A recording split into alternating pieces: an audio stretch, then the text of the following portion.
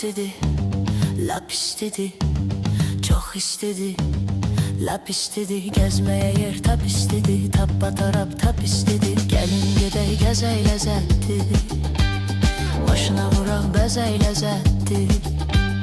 Bu yay keçirdey nece lazımdısa, keyfeliye gerey lezetti.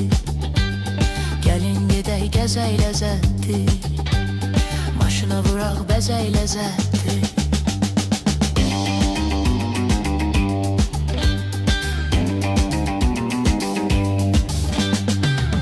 Maşın bende var, bir de maşın sende var. Bakıdan uzak 30 kilometre bizim kende var. Orada Xəzər sahili məskəndə var. Noxanı da küley ləzzətli, çorat qutabı yemək ləzzətli. Gəlin gedək gəzək ləzzətli, maşına vuraq bəzək ləzzətli. Bu yayı keçirdək necə lazımdısa, keyf eləyək gərək ləzzətli.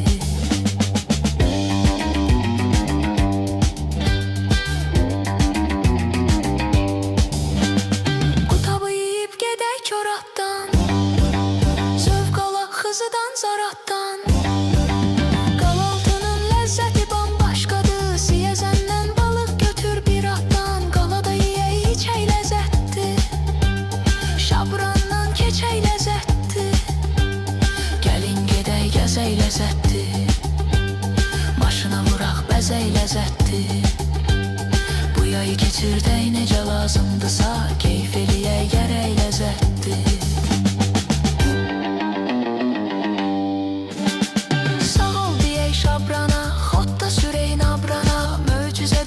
Dənizlə yan-yana, düşək dənizə üzək ləzzətli, çıxaq meşədə gəzək ləzzətli. Gəlin gedək gəzək ləzzətli, maşına vuraq bəzək ləzzətli. Bu yay keçirdək necə lazımdısa, keyf eləyək gərək ləzzətli. Gəlin gedək gəzək ləzzətli, maşına vuraq bəzək ləzzətli. Bu yay keçirdək necə lazımdısa, çıxaq Bakıya gedək ləzzətli, Bakıya qədər sürək ləzzətli, Farsacı bas sürək ləzzətli.